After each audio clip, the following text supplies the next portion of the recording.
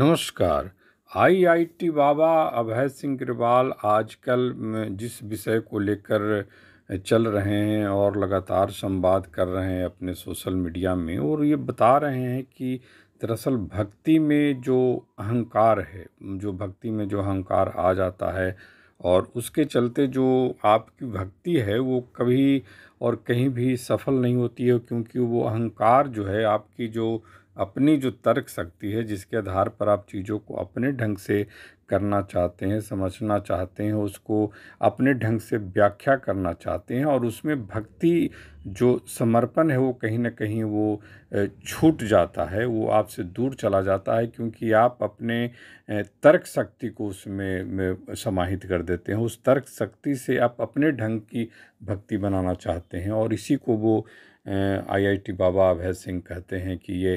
अहंकार किलर पहले करना, अहंकार को पहले मारना होगा, क्योंकि बिना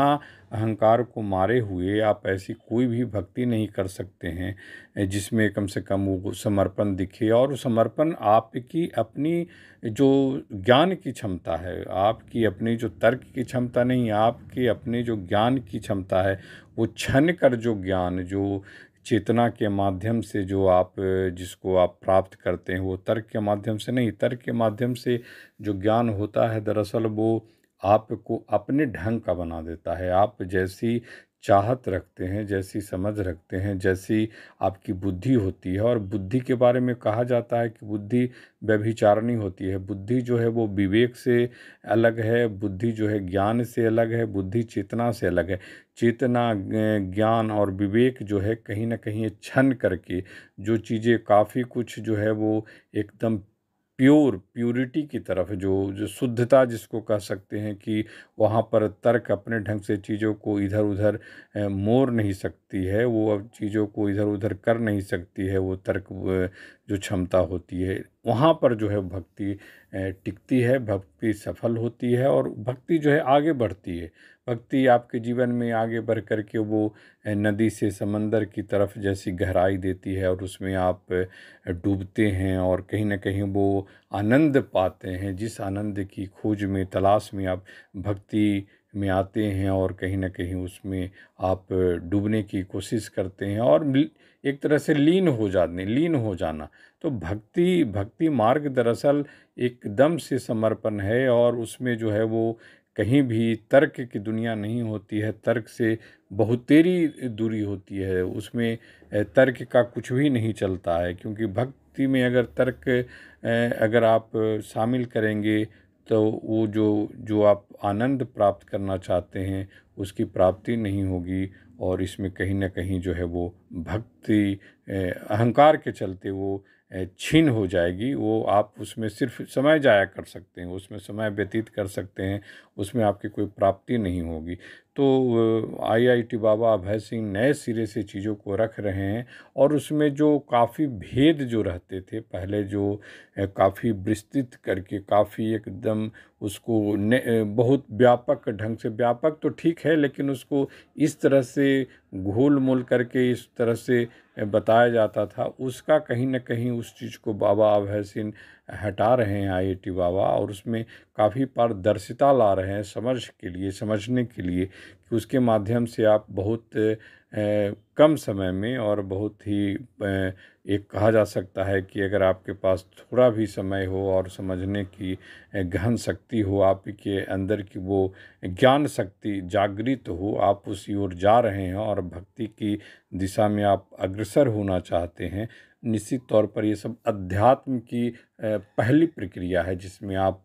चीज़ों को समझते हैं, मनन करते हैं, गुनते हैं, उसमें कहीं ना कहीं आप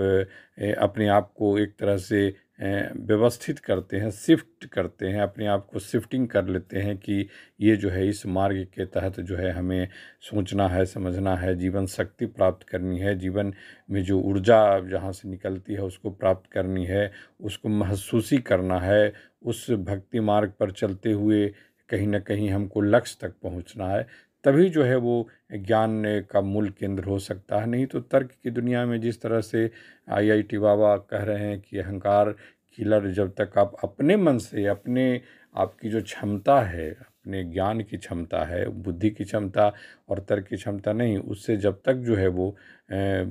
मारेंगे नहीं उस ज्ञान से, जो तब तक जो है वो आप आगे नहीं बढ़ेंगे। उस भक्ति मार्ग पर तो कम से कम आप सही यात्री नहीं हो सकते हो, क्योंकि भक्ति मार्ग बहुत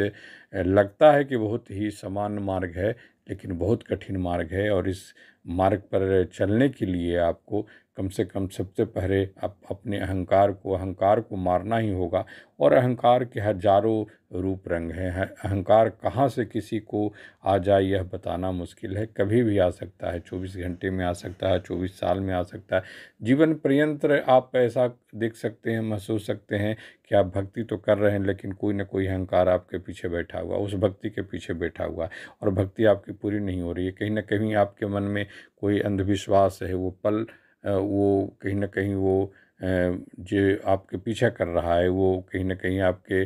जो कहा जा सकता है कि फूल फल रहा है। तो फूल फल रहा है तो निश्चित तौर पर वो आपको किसी रास्ते पर नहीं ले जाएगा, कहीं ना कहीं आपको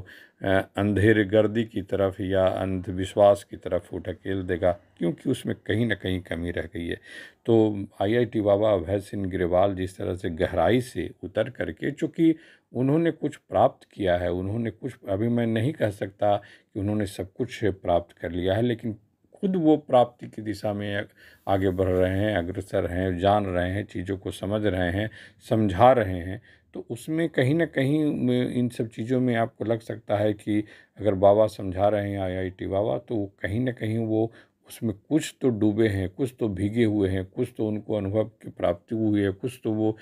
उस मार्ग पर चले हैं, कुछ तो वो चीज़ों को त्याग करके यहाँ तक पहुँचे हैं। और तब अपने आप को अगर वो भक्त कहते हैं, और भक्त के रूप में अपने विभिन्न रूपों में जिस तरह से रूप बदलते रहते हैं, तो वो कहीं ना कहीं उस रूपों में यह दिखाने की कोशिश करते हैं कि इन रूपों में भी वो कम से कम वो अपने अहंकार को अपने आसपास भटकने नहीं दे रहे हैं, और उनकी भक्ति निरंतर जारी है। और उसी में ज्ञान की बात करना, उसी में ज्ञान को लेकर संबोधन करना, सोशल मीडिया में बने रहना, ज्ञान की जो गहराई है उसमें डूब कर बातें करना, तो ये आईआईटी बाबा अभय सिंह ग्रेवाल से ही संभव है। और इस तरह के ज्ञान, जिस तरह की शिक्षा वो दे रहे हैं और युवा उससे प्रभावित हो रहे हैं, तो अध्यात्म की यह पहली सीढ़ी है जिस पर युवा जा रहे हैं, चढ़ रहे हैं, और कहीं ना कहीं आईआईटी बाबा के अभय सिंह के माध्यम से चीज़ों को समझ रहे हैं। नमस्कार।